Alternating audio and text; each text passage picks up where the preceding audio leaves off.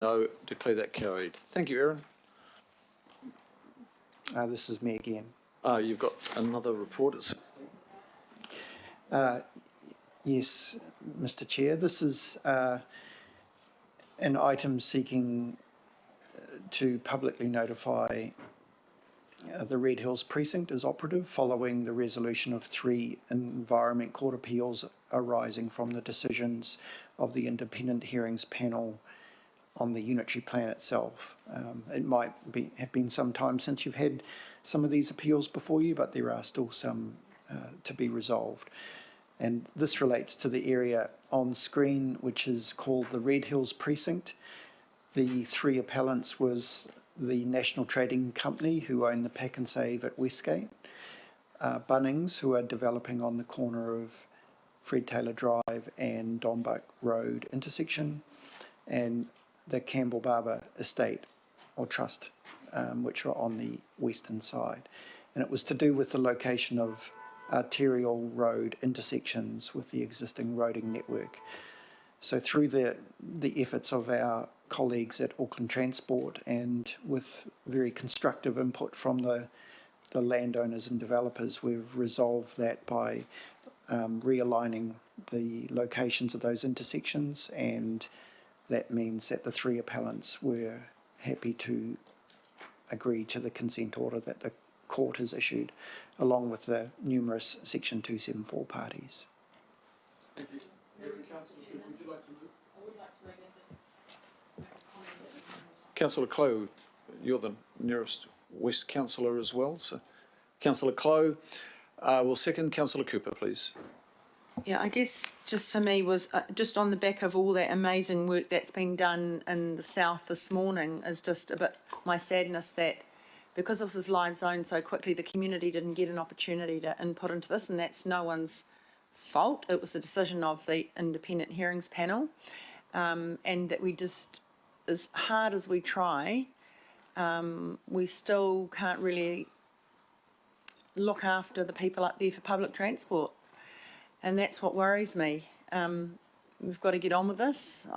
There's going to be thousands of 3,500 odd houses built here, and we've got a third wheel bus stop.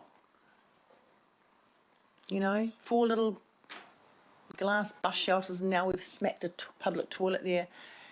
And we can't even get a rapid transit network, which I think is a tragedy, really. For all these people that are moving into this area will be condemned to using a car, and that's everything we try to not do nowadays. So it's very sad, and I hope we can actually work around it so that we can convince the government that we do need rapid transit, whatever it is.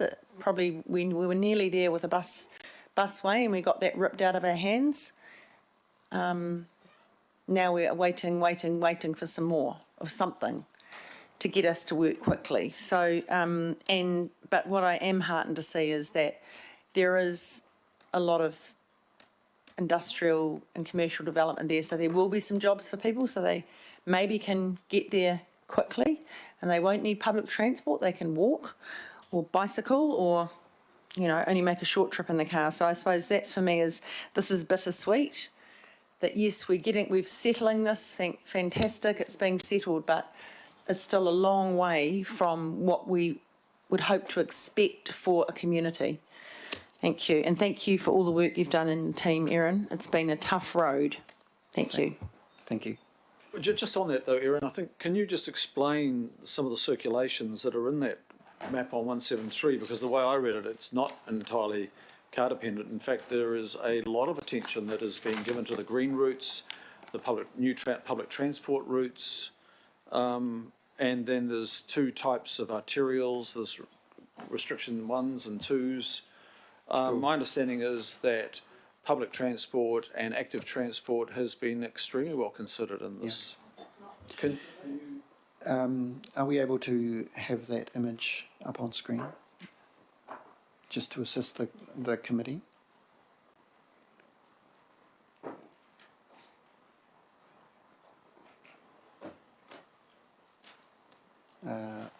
It would be the one that is in the attachment rather than the page 173. If we each go to 173 and refer to that and allow you to proceed, Erin, if we can't locate it there. Okay. So thank you for the opportunity, Mr. Chair. On page 173 is the zoning of the Red Hills precinct overlaid with the indicative arterial roads. The committee members will see a green line that does a circle around the local centre, and a grey line. The green line is what's called a green route, and it will be the cycle shared with pedestrian circulation route.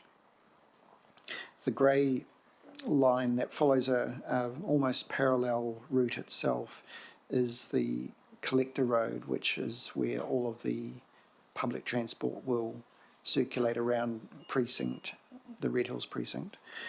Through the middle, you'll see a cross of the black lines, and those are the arterial roads, and they are the main through routes for all of the residential development.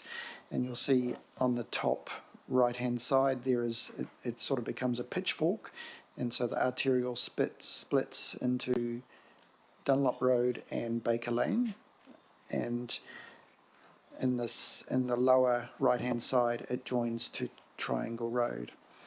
On the left-hand side, which is the western side, the two arterials join Henwood Road and Nixon Road.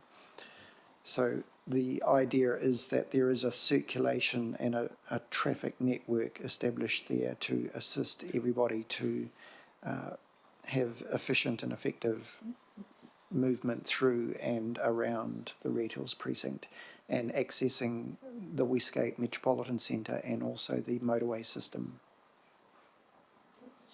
Because I know that you're saying this to try to say it's not, it's great, yes, through the area, but it's not linking to anything, and that's what I'm saying. We don't have a proper bus interchange. We don't have a rapid transit system. And so, yes, that's great.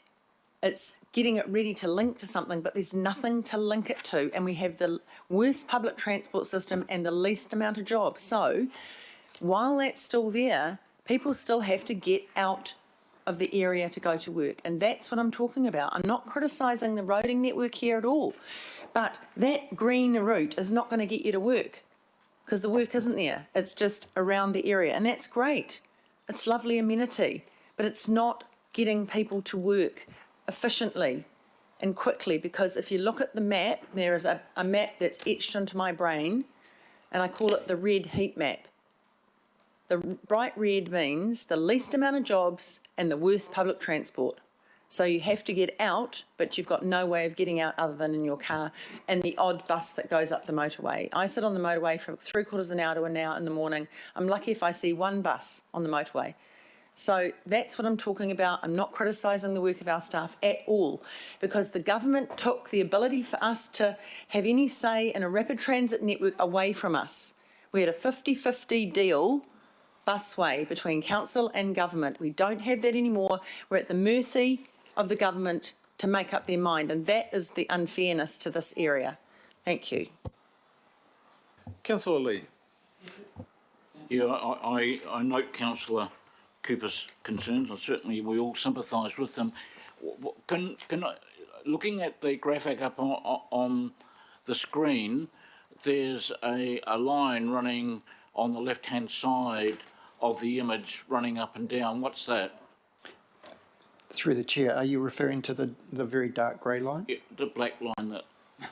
Yeah, that is the existing railway. It's the railway. Yeah, on the very far left. It's the railway. And I think Waitakere Station, Taupaki, Huapai are stations along that line, and because of a decision by Auckland Transport, unfortunately supported by the council, we're not using that line for passenger transport. We used to service Waitakere, but for whatever reason, not good ones, that was terminated. So I think, Yes, the government has caused concern. Ironically, the politician who was most keen on a busway has now been converted to a light rail service to Kumeu sometime in the long distance future. However, coming back to what we have and coming back to prudent, sustainable management, I think this is just another example of why that decision by AT, which has been opposed by so many people, needs to be overruled by this council. If we're planning properly, to rely on green bike paths and all the rest of it is not good enough if we are cutting open this land, creating subdivisions, but not providing transport. Now, if we had to build a rail line, we'd have to go to the government and make a plea and all the rest of it and take our chances. The rail line was built over 100 years ago and we are neglecting it. We have surplus rolling stock, we have a rail line, we have a government, one of the partners wants to put a whole lot of money into servicing the North Auckland rail line. We need to instruct AT to get services back running on that line to service the new developments and the growth areas right along that corridor. To do it is just completely irrational and it shows weakness, a weak attitude in the governing body not to say, hang on, we've got the big picture here. We have to worry about housing, infrastructure. We have to worry about the whole gamut that comes with development. Auckland Transport, get that plan that was originally on the books up until 2013 operative again, and this provides some reasonable transport services to the people that we are encouraging to live in that area, all along that corridor. Thank you. Okay, we'll put that to the vote. All those in favour say aye. Aye. Contrary, no. Declare that carried.